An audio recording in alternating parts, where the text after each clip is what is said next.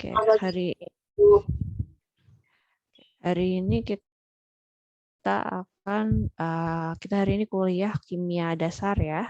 Nah, untuk materi hari ini adalah analisa volumetri dengan reaksi redoks ya. Kalau kalian masih ingat yang pada saat pertemuan yang sebelumnya dengan saya, itu kita melakukan materinya adalah analisa volumetri dengan reaksi pengendapan ya. Jadi bisa dilihat ketika kita melakukan titrasi akan terbentuk endapan. Itu adalah ya kalau kalian masih ingat yang kita jadikan bahasan adalah argentometri.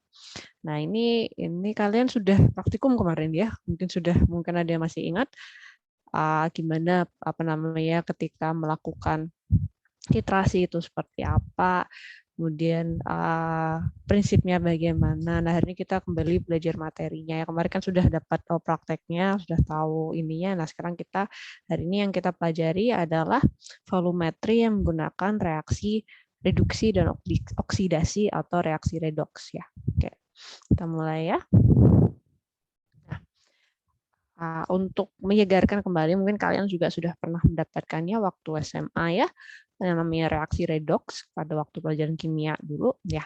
Namanya oksidasi itu adalah ketika suatu zat itu kehilangan elektron ya.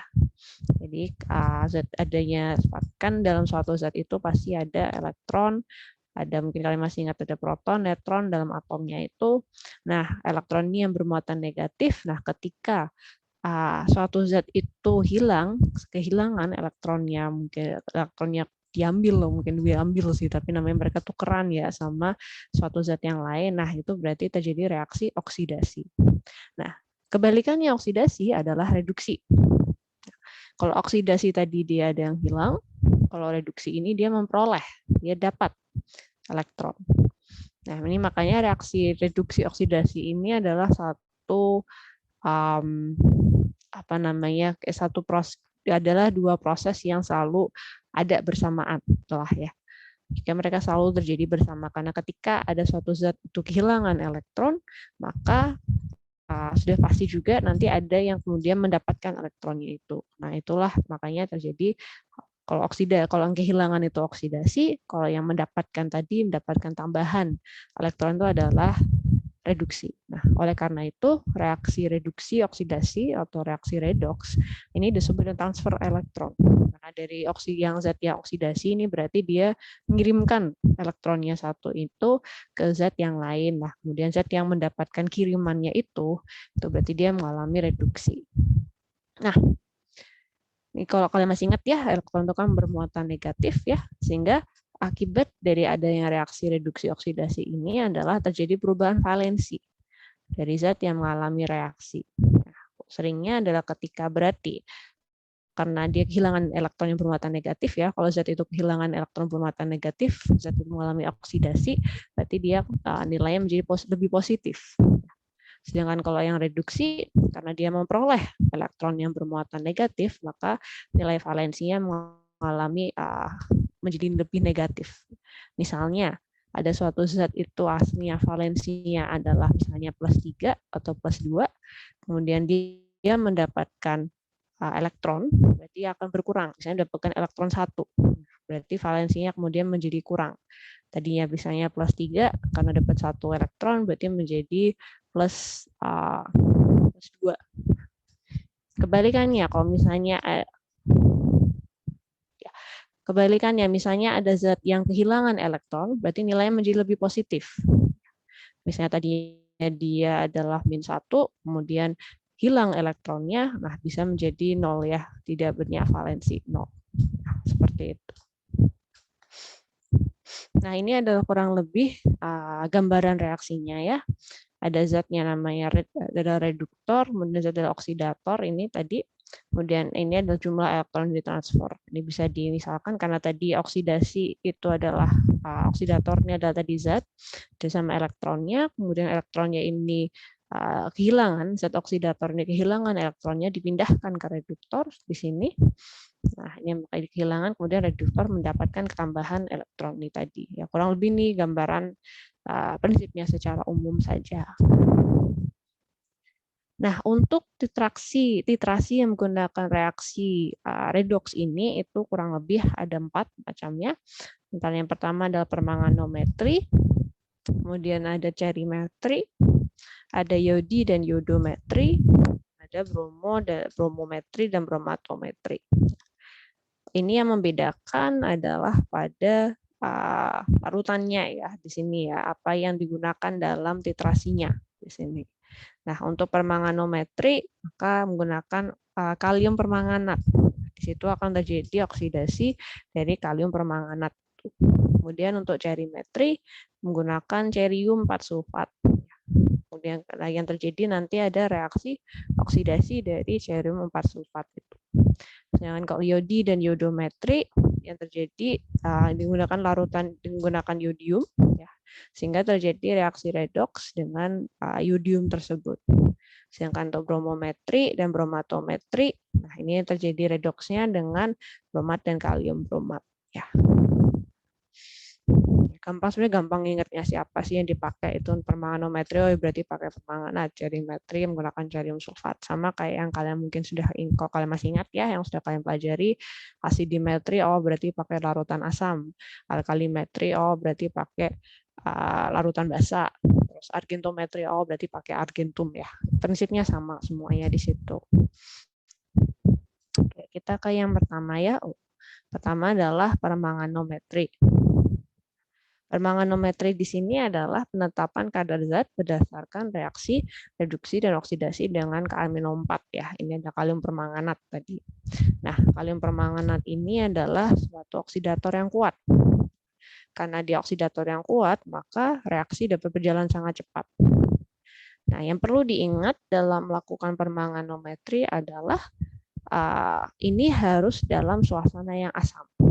Tidak boleh basah, tidak boleh netral, harus asam. Ini mungkin kalau dalam reaksinya bisa ditambahkan asam ya, itu supaya terjadi asam. Nah, kemudian untuk indikatornya permanganometri ini tidak perlu ada ditambahkan indikator tambahan, misalnya tidak perlu ditambahkan PP atau MO. Nah, bisa langsung di sini karena kalium permanganat itu bisa menjadi indikator. Dan ketika indikator titik akhir titrasinya itu nanti akan tercapai terbentuk warna merah muda yang jelas di sini. Nah, jadi umumnya untuk permanganometri ini kecuali larutannya sangat encer maka tidak membutuhkan indikator, cukup dengan kalium permanganatnya itu bisa menjadi indikator untuk titik akhir titrasinya. Dengan indikator warnanya adalah warna merah muda.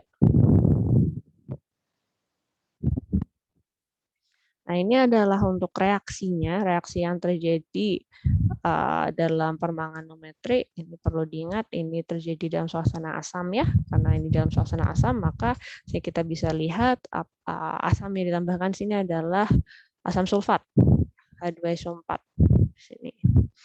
Nah, dengan adanya kalium permanganat, kemudian dalam suasana asam dengan asam sulfat ini tadi, nah ini akan terbentuk K2SO4, kemudian dengan MnSO4, kemudian juga ada air dan juga O2 ya, di sini. Nah, ON di sini adalah valensinya ditentukan sebagai bilangan yang menunjukkan banyaknya 0,5 gram oksigen yang dapat dilepas oleh 1 mol zat yang bereaksi. Adanya reduksi dari mangannya ini tadi menghasilkan Mn dengan bilangan oksidasi, bisa +2, bisa +3, bisa +4, +5, ataupun +6. Di sini kan tadinya dia di sini adalah valensi 1 ya, -1 karena ketemu sama kalium yang +1. Nah, kemudian di sini setelah adanya reaksi ini tadi, nah bisa akhirnya mendapatkan bilangan oksidasi yang berbeda-beda tergantung dari reaksinya. Ini contohnya untuk permanganat adalah untuk penetapan kadar besi di sini. Penetapan kadar besi dalam larutan. Nah, bisa kita coba titrasi dalam suasana asam besi, kemudian dititrasi dengan larutan kalium permanganat, misalnya di sini adalah 0,0206 M. Nah, kemudian dibutuhkan ada bisa 40, bisa ada 40 ml. Nah, kemudian coba hitung miligram besinya. Nanti kalian bisa, kalau kalian kemarin kan sudah melakukan titrasi, mungkin kurang lebih masih ingat caranya, 3 caranya kurang lebih sama di situ. Ketika nanti sudah dapat volume titrasinya, bisa diperkirakan, bisa diperkirakan untuk M1V1 bisa diperkirakan nanti untuk normalitas ya, molaritas atau normalitas dari larutan besinya ini tadi, sehingga nanti kita bisa menghitung miligram besinya itu sebenarnya berapa. Dari normalitas yang didapatkan, nanti bisa didapatkan gram besi yang ada dalam larutan tersebut berapa. Sambil diingat-ingat ya, jangan pokoknya kunci dalam titrasi sebenarnya sama semua ya. Kalian berarti N1V1 sampai dengan 2V2, kemudian juga jangan lupa rumus normalitas itu rumusnya bagaimana, dan juga apabila makanya nanti tergantung apa yang nanti akan ditanyakan dalam prakteknya. Ini reaksinya kurang lebih seperti ini. Baik. Ini kan mol M1V1 nanti bisa dihitung. Ini contoh soalnya, nanti di sini kalian bisa melihat, oh ini berarti berat Fe-nya, berat zat besinya adalah sekitar 231 gram, 231,8 miligram. Nah, kemudian yang berikutnya adalah cerimetri. Nah, cerimetri di sini berarti adalah larutan cerium sulfat tadi, kemudian juga dalam asam sulfat ini cenderung, kalau cerimetri ini cenderung lebih stabil dibandingkan kalium permanganat.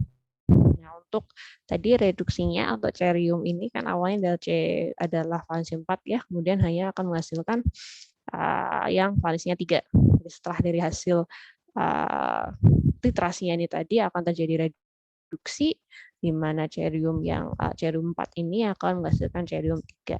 Nah, dalam titrasinya ini indikator yang digunakan adalah fenantrolain.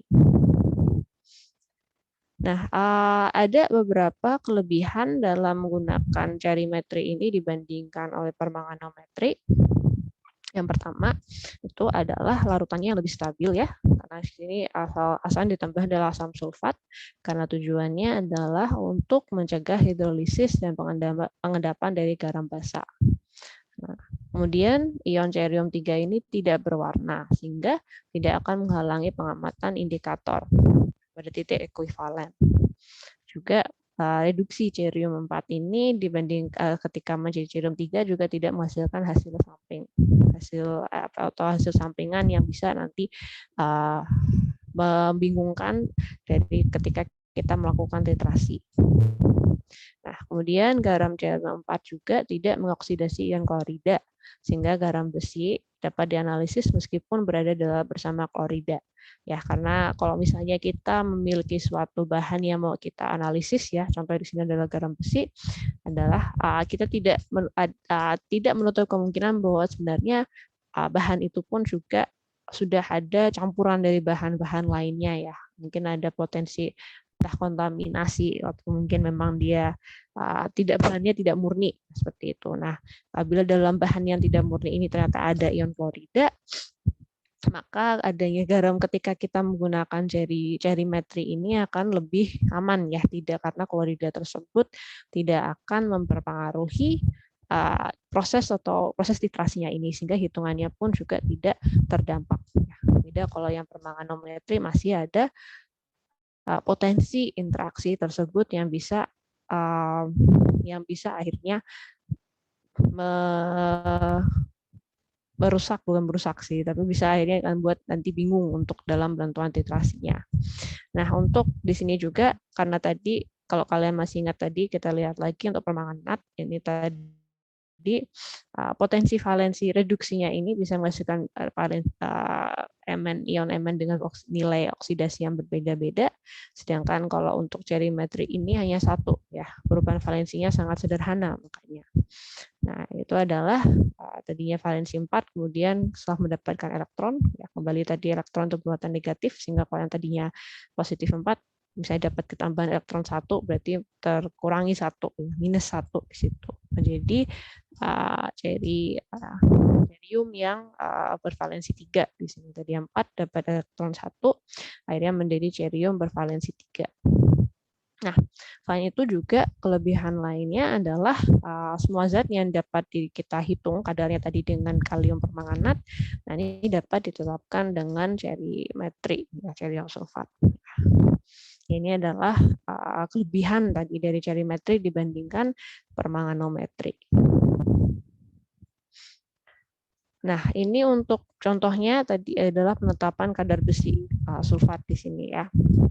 Nah, di sini ada sampel besi 600 mg dilarutkan dalam asam sulfat encer, kemudian ditambah dengan asam fosfat, kemudian titrasi dan cerium sulfat 0,1 N menggunakan indikator phenanthrolein. Nah, di sini kita nanti bisa menghitung kadar, setelah nanti dititrasi kita akan dapat volumenya cerium sulfatnya itu berapa. Dari situ nanti kita bisa menghitung normalitasnya dan akhirnya bisa sampai menghitung normalitas dari besi sulfatnya, dan dari situ kita bisa menghitung kadar atau kadar dari gramnya di situ berapa dan kadar besi sulfat dalam sampelnya itu ada berapa. Rumus seperti ini. Jadi rumusnya sebenarnya ujungnya sama sih dari yang kemarin kalian sudah pelajari ya. Jadi nggak usah bingung. Nah, kemudian yang ketiga adalah yodimetri dan yodometri ya. Yodi dan yodo ini perbedaannya, untuk yodi ini adalah cara yang langsung, sedangkan kalau yodometri adalah cara yang tidak langsung di sini ya. Untuk yodimetri, jadi digunakan larutan standarnya adalah yodium di sini. Larutan standarnya langsung adalah yodium. Kemudian yodium ini sebagai oksidator. Di sini nanti yodium akan mengalami reduksi dari tadinya I2 menjadi I-1. Nah, untuk yodimetri ini dilakukan dalam suasana yang netral atau sedikit asam.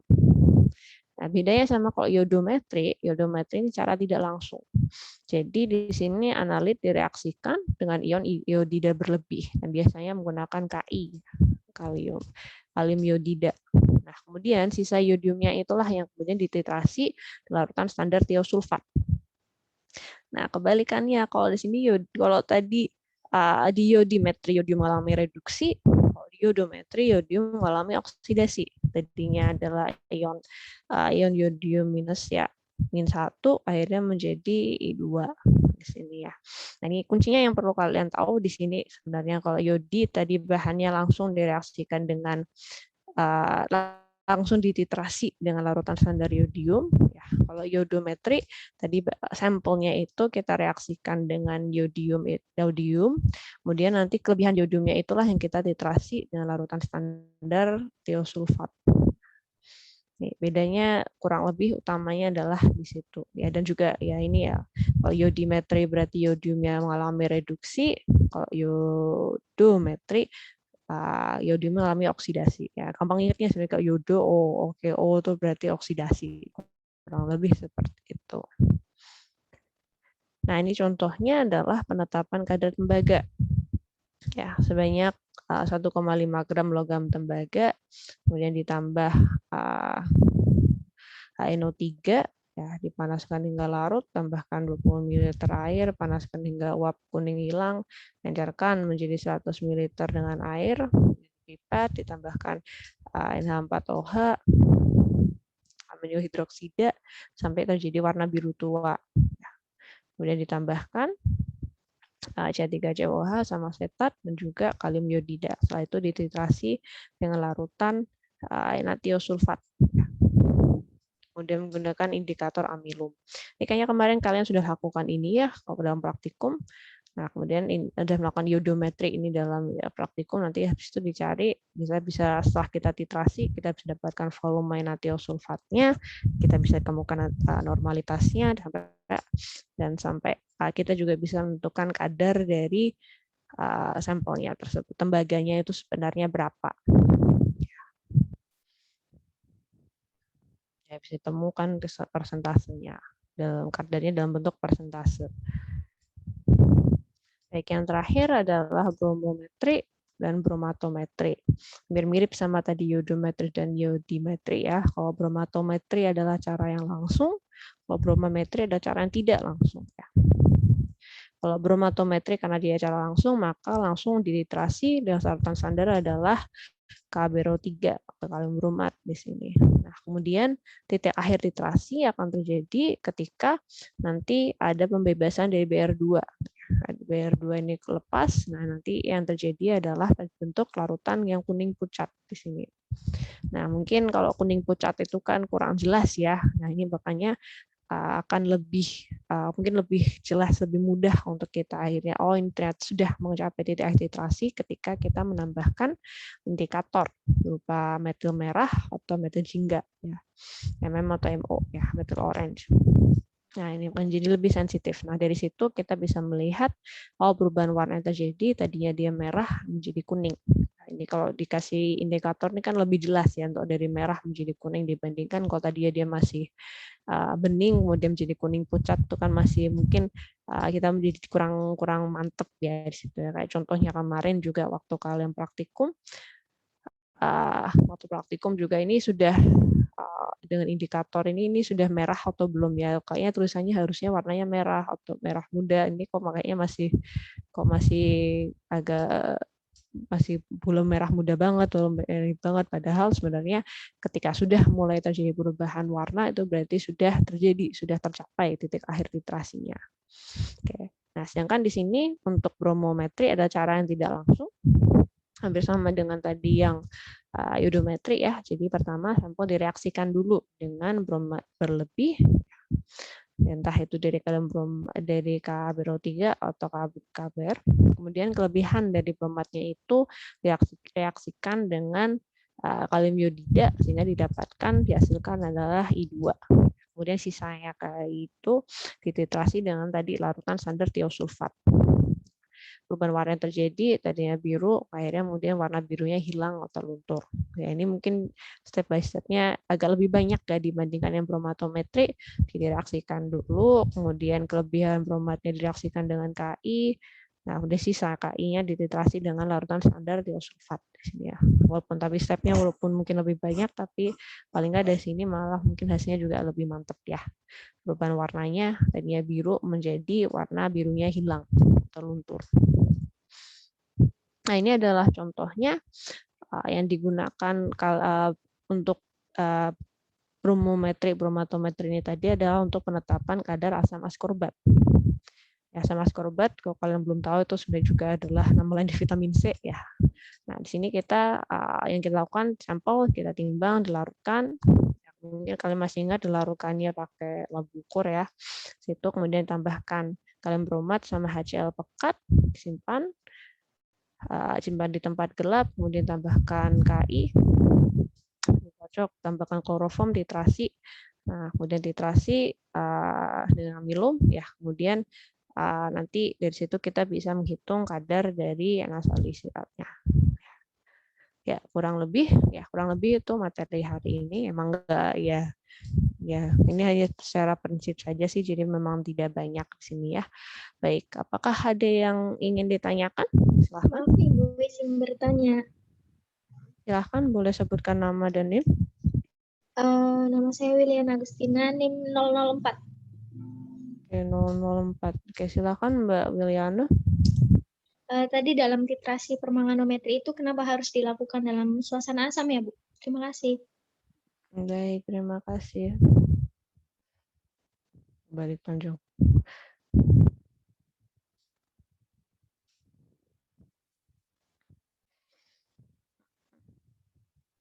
Baik, terima kasih pertanyaannya ya Mbak Wiliana. Ya, di sini mungkin di sini kita lihat ada beberapa macam zat ya di sini dalam permanganometri. Nah, ini untuk supaya dia bisa menjadi oksidator. Jadi di sini adalah sebagai satu zat dia punya lingkungan atau suasana yang memang mendukung supaya zat itu bisa optimal kerja, itu optimal untuk reaksi reaksinya di situ. Nah, kalium permanganat di sini adalah suatu oksidator yang kuat. Nah, supaya dia bisa menjadi oksidator yang kuat itu, kita harus menciptakan suasana yang mendukung itu tadi. Nah, suasana yang mendukung itu tadi adalah dalam suasana yang asam. Ini karena kalau kita taruh dia dalam suasana yang basah atau dalam suasana, kalau kita lakukan reaksinya ini dalam suasana yang basah atau dalam suasana yang netral, mungkin reaksinya tidak akan terjadi di sini, atau karena oksidatornya ini tidak, ya kalau bahasa sederhananya mungkin jadi tidak aktif seperti itu ya. Nah, ini makanya ini kalau yang namanya zat-zat kimia itu ya di sini ya, bahan-bahan kimia itu masing-masing bahan itu ada sifatnya, ada suasana tertentu yang dimana mereka bisa bekerja secara optimal di situ ya, yang bisa akhirnya bisa ya zat kimia bisa aktif itu tadi di situ. Nah, itu memang sudah di sini dari sananya untuk supaya permanganometri ini, kalium permanganat ini bisa akhirnya menjadi oksidator itu tadi, maka harus dalam suasana yang asam. Kalau kita lakukan dalam suasana basah, kalau suasana atau suasana netral juga, antaranya malah kita mungkin membuat zatnya ini menjadi zat kimia ini entah ini menjadi rusak atau mungkin menjadi tidak aktif sehingga tidak bisa berjalan reaksinya. Ya, mungkin kurang lebih seperti itu Mbak Wiliana, apakah sudah jelas? Baik Bu, terima kasih atas penjelasannya. Ya, sama-sama. Baik, apakah ada lagi yang ingin ditanyakan? Silahkan. Ini kemarin benar ya, ini kalian yang sudah praktikum kemarin kan ya? Kemarin? Yang belum, Bu. Oh, ini yang belum. Oh, alah, oke, mohon maaf ya. Saya kira kemarin sudah yang praktikum. Ada yang udah, ada yang belum, Bu. Oh, ada yang udah, ada yang belum ya. Oh, oke. Oh, baru sebagian yang sudah ya. Ya, Bu. Oke, ya berarti yang sudah mungkin udah kalau mendengarkan materi ini sudah kayak sudah tahu sih, udah mungkin lebih kerasa ya. Kalau yang lainnya mungkin berarti yang belum ini yang belum dapat feel-nya di sini ya, karena kemarin juga dalam yang kalian lakukan praktikum salah satunya adalah iodometri ya, kalau masih ingat. Nah, itu kan prinsipnya menggunakan reaksi redox. Nah, itu kalian ya apa yang kalian lakukan, apa yang kita pelajari hari ini, apa yang sudah kalian lakukan kemarin, atau yang buat yang belum berarti apa yang akan kalian lakukan nanti. Nah, yang sudah melakukan kemarin berarti sudah sebagian besar sudah mendapatkan gambaran ya, ternyata titrasi itu seperti ini. Nah, reaksinya bagaimana, kalian bisa melihat bentuk realnya di situ ya. Oh, ternyata suatu reaksi itu kalau terjadi indikatornya seperti ini, nanti apa yang harus dilakukan seperti ini. Ya, gitu. Ya mungkin teman-temannya yang sudah praktikum kemarin bisa sih cerita-cerita yang ke teman-teman yang belum praktikum supaya nggak usah takut ya. Maksudnya, ini praktikum nanti kalau harus ini bagaimana, sudah ada prosedurnya, dan kita juga dari dosen-dosen dan laboran juga mendampingi kalian, jadi kalian nggak perlu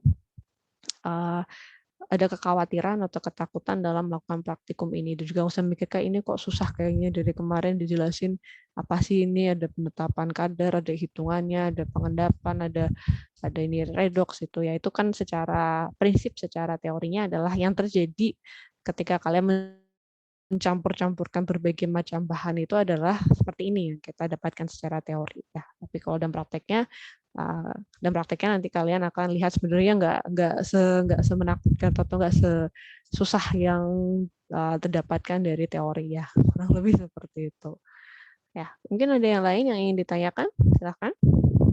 Saya izin bertanya.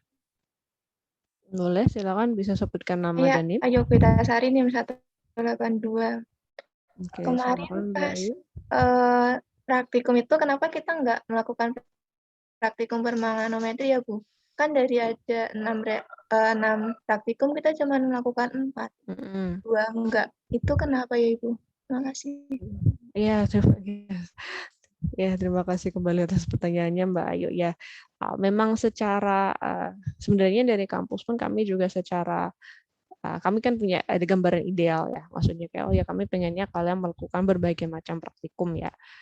Nah, tapi juga kami melihat di sini ada satu kan, pertama kita ada batasan terkait dengan prokes ini ya, terkait dengan adanya pandemi ini, maka kita harus membatasi jumlah mahasiswa, kemudian juga dalam membatasi dalam pelaksanaannya juga ya. Yang kalian kalau kita yang dalam kondisi yang normal ya, yang tidak ada pandemi kan berarti untuk praktikum ini sebenarnya bisa kalian praktikumnya mungkin akan dilakukan tiap minggu ya, tiap minggu. Jadi kalian mau mungkin setelah kuliah gitu kan bisa sekitar mungkin 1 jam 2 jam dalam lab mengerjakan satu atau 2 titrasi, nggak masalah ya. Tapi kan sekarang kita dalam kondisi pandemi ini, maka kalian harus dilakukan hanya dalam 1 hari. Nah, dalam 1 hari, ya kami dari dosen pun juga sadar ini kalau kalian melakukan semua macam praktikumnya ini dalam 1 hari, terutama buat kalian yang kalian kan semester 1 ya, belum pernah melakukan, mungkin walaupun sudah mungkin pernah waktu SMA sekali 2 kali, tapi mungkin udah lupa ya. Sekarang kan kalian berarti harus melakukannya dalam 1 hari ini. Kalau kita paksakan, gitu ya jelas nanti mungkin mungkin kalian nanti seharian nggak selesai ya. Misalnya dari tadinya cuma pagi, pengennya kan kita pagi sampai, mungkin kita juga pengen membatasi pagi sampai sore saja gitu lah. Jadi kalau ini nanti bisa jadi kalian mungkin pagi sampai malam ya mengerjakannya ini. Kalau kita paksakan untuk semua jenis praktikumnya. Nah, makanya akhirnya kemarin dari tim dosen, oke kita memilih beberapa saja yang secara prinsip ya kita mewakili ada masih paling nggak dari masing-masing materi itu ada yang bisa mewakili. Contohnya di sini makanya untuk yang reaksi redoks yang kalian lakukan kemarin adalah bukan permanganometri tapi hanya iodometri ya. Untuk yang kemarin reaksi pengendapan pun juga melakukan kalian nggak ada argentometri ya. Ya, maksudnya di sini kami akhirnya hanya memilih beberapa titrasi, beberapa yang dimana paling enggak ini untuk yang titrasi jenis seperti ini sudah terwakili di sini supaya kalian paling enggak sudah mendapatkan gambarannya. Ya kami juga mohon maaf ya karena terkait pandemi ini kalian tidak bisa merasakan semua materinya di sini yang seharusnya kalau dalam kondisi normal bisa kalian praktekkan. Nah, tapi paling enggak kami jadi dosen juga berusaha untuk bisa memberikan kalian pengalaman tadi praktikum tadi. Ya kan kami kan di sini kalian juga kan gak cuman kalian yang harus melakukan praktikum nih. Yang kakak tingkat kalian malah akhirnya setelah 2 tahun ya baru kemarin karena pandemi, setelah 2 tahun mereka akhirnya baru bisa praktikum. Nah, ini kan dari dosen kami harus menyusun jadwal bagaimana ini yang semester 1 bagaimana kita harus bisa mempasukkan semuanya dari semester 1, yang semester 3, semester 5, semester 7 ya. Nah, harusnya harus berangkat ke panitraan, tapi karena kemarin mereka belum praktikum, kita coba usahakan mereka praktikum sekarang. Nah, itu pun juga lab kalian, lab kimia itu kan tidak hanya digunakan untuk kimia dasar ya. Ada untuk mata kuliah lainnya sehingga nggak cuman gizi juga yang memakai. Jadi memang sangat ketat ya, sangat padat ya untuk jadwal penggunaan lab itu. Nah, makanya dari kami juga mengusahakan gimana caranya kita memilih materi yang bisa ya paling nggak menggambarkan apa yang sudah kalian pelajari secara teori dan kalian bisa mempraktekannya dengan baik ya. Sebelumnya mohon maaf ya Mbak, mungkin kalau kemarin nggak melakukan ini ya pengen, atau mungkin Mbak Ayu ini tadinya pengen tahu permanganometri seperti apa kalau secara prakteknya, tapi paling nggak kemarin bisa melakukan praktikum saja itu sebenarnya sudah alhamdulillah sekali ya Mbak di sini. Di kampus-kampus lain bahkan mungkin ada yang belum mulai untuk praktikumnya. Jadi kalian sebenarnya sudah satu langkah di depan ya. Mungkin semoga nanti misalnya memang ke depannya ada kesempatan lagi ya mungkin bisa. Semoga nanti Mbak Ayu bisa mendapatkan kesempatan untuk melakukan permanganometri ya. Kurang lebih gitu ya Mbak. Baik, Ibu. Terima kasih, Bu. Ya, sama-sama. Oke, baik. Apakah ada lagi yang ingin ditanyakan? Maaf Ibu bertanya. Silakan, Bu, bisa sebutkan nama dan NIM. Saya Anissa Aprilia Adini, NIM 061. Mohon maaf Ibu, izin bertanya. Kan kemarin di kontrak praktikum itu ada 2 jenis argentometri, yaitu argentometri Volhard sama Mohr. Dan kenapa waktu praktikum itu cuma disuruh argentometri yang Mohr, dan apa yang membedakan antara argentometri Volhard sama argentometri Mohr? Baik Ibu, terima kasih. Ya, sama saya. Terima kasih kembali. Ya, untuk jawaban kenapa kok kemarin praktikum hanya menggunakan satu, kembali ya Mbak. Kembali ke yang jawaban sebelumnya dari pertanyaannya Mbak Ayu sama ya. Kalau idealnya memang kami pengen bisa kayak oh ya semua yang tadi di materi praktikum pengen kita praktekkan semuanya seperti ke pengen bisa kita kasih kesempatan kalian untuk mempraktikkan semuanya.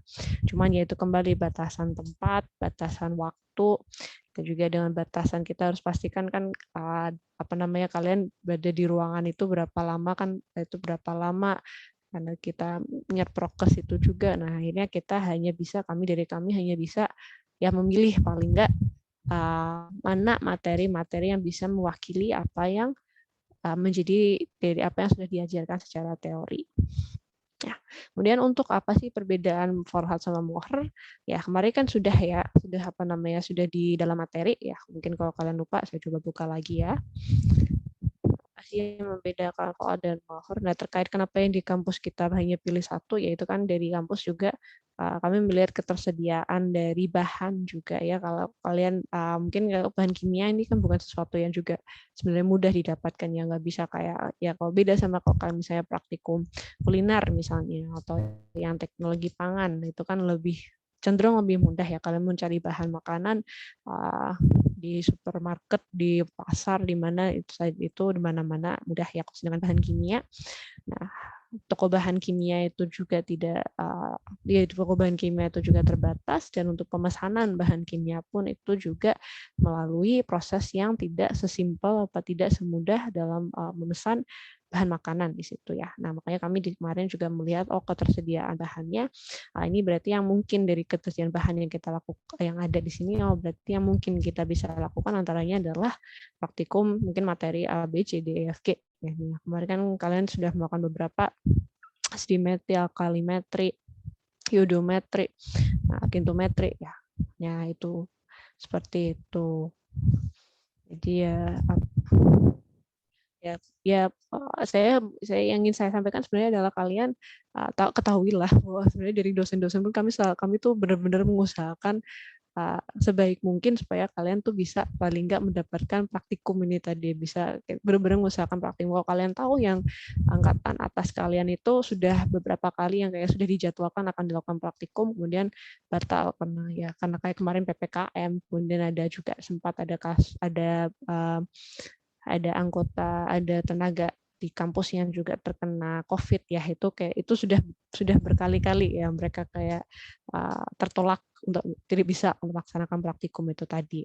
Makanya kalian ini di sini yang semester 1 baru masuk akhirnya bisa melakukan praktikum tuh benar-benar ya alhamdulillah sekali sebenarnya kayak gitu. Makanya saya mohon kalian juga mohon pengertiannya juga kayak lu kok nggak bisa sih, kayak ya semuanya kita semua di sini pengen ada harapan bisa melakukan secara ideal ya seperti yang ingin kita harapkan, yang kita rencanakan dari awal itu sebenarnya. Tetapi karena kondisi ya sekarang yang seperti ini, kondisi pandemi ini dan juga kondisi yang terjadi dan batasan-batasan lainnya, makanya kita harus bisa menyesuaikan di sini ya. Karena ya kalau misalnya kita paksakan kalian tetap harus mengadakan semua praktikum ini untuk kalian ya, nanti efeknya mungkin malah yang tadi kakak kelas kalian yang sudah tertunda kemarin akhirnya nggak bisa dapat praktikum malah. Padahal praktikumnya mereka kan praktikum kalian kan nggak cuma kimia dasar ini tadi, itu ada di lab itu juga melakukan praktikum pengawasan mutu makanan, kemudian ada juga praktikum yang lain di situ di lab yang sama. Nah itu kan juga, dan ya pakai lab itu kan nggak cuma gizi ya, dari teknologi pangan juga menggunakan lab yang itu. Nah jadi di sini benar-benar semuanya itu gantian, jadwalnya kita harus benar-benar menyesuaikan supaya bisa akhirnya kita akhirnya bisa kita lakukan praktikumnya untuk kalian ya. Jadi ya mohon pengertiannya, maksudnya dari mahasiswa di sini kenapa kok nggak bisa, kenapa tidak melakukan ini, kenapa tidak dilakukan praktikum yang kok nggak kayak yang ini, karena pengennya ini kan saya pengen coba semuanya Bu ya, kalau di dosen juga pengennya bisa memberikan semuanya sebenarnya, tapi kita harus sadar memang banyak adanya pandemi ini membuat kita harus beradaptasi dan menyesuaikan dengan dengan kondisi yang ada ya di sini. Tadi terus terkait bedanya mall sama Volhat ya. Kemarin materi kayaknya sudah saya upload ya. Nah ini untuk versi singkatnya sebenarnya memang ini yang apa yang kemarin bedanya materi argentometri Mohr sama Volhat. Kalau Mohr dilakukan titrasi yang langsung, kalau Volhat adalah titrasi kembali. Kemudian untuk Mohr lautan bakunya ada AgNO3, kalau Volhat lautan baku AgNO3 dan juga ada NH4CNS. Nah, kemudian indikatornya untuk Mohr adalah K2CrO4, untuk Volhat dengan ion feri. Ada Mohr dalam suasana basah atau netral dan Volhat dengan suasana asam. Yang mungkin kalian sambil setelah apa yang kalian lakukan di praktikum kemarin ya, untuk Mbak Anissa kan berarti sudah praktikum kemarin, sambil dilihat ini sebenarnya bisa, maksudnya kalian di sini setelah apa yang kalian lakukan bisa kalian sambil lihat lagi materi, oh iya nih benar, kenapa ini indikator yang saya pakai adalah seperti ini, suasana yang harus dilakukan adalah seperti ini, kemudian bentuk titrasinya seperti apa. Sebenarnya tinggal paling nggak kalian sudah dapat gambarannya yang lebih nyata, yang lebih real. Jadi sebenarnya apa sih yang dimaksud dari yang secara teori di sini Mohr itu yang seperti ini.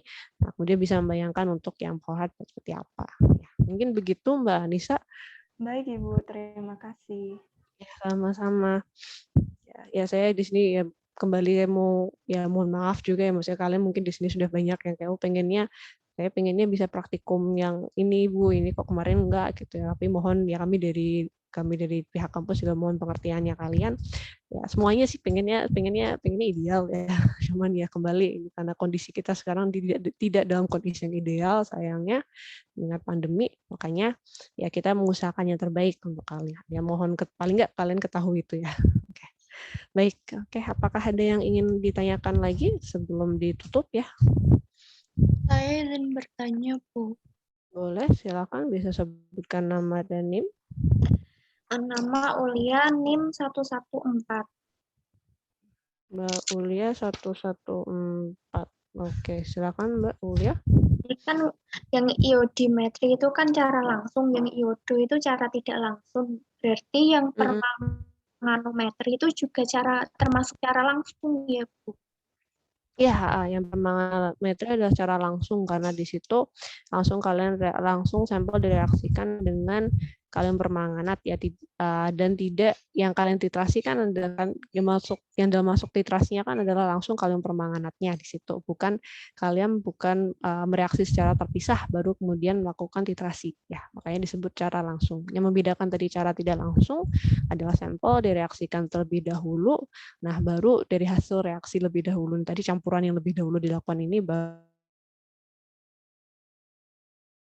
kita melakukan titrasi, makanya disebut tidak langsung. Terus yang jelas? Itu yang metode gimana Mbak Ulia? Volhat itu berarti yang cara tidak langsung ya Bu?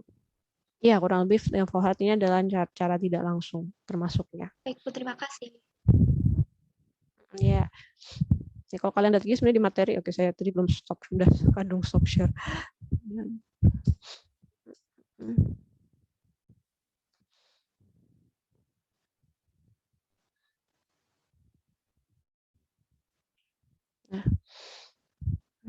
Nah, kalau di Volhat ini kan sama tadi ya, zat itu diperiksa sama kayak yang tadi yang tidak langsung, dia zatnya direaksikan terlebih dahulu, terus baru sisa atau kelebihannya inilah yang kita titrasi. Nah ini makanya yang disebut tidak langsungnya adalah seperti itu, karena bukan zatnya itu langsung kita titrasi dengan EgNO3-nya, tapi adalah sisa hasil dari reaksinya ini tadi, nanti sisanya itu yang kita baru reaksi dengan larutan baku lainnya.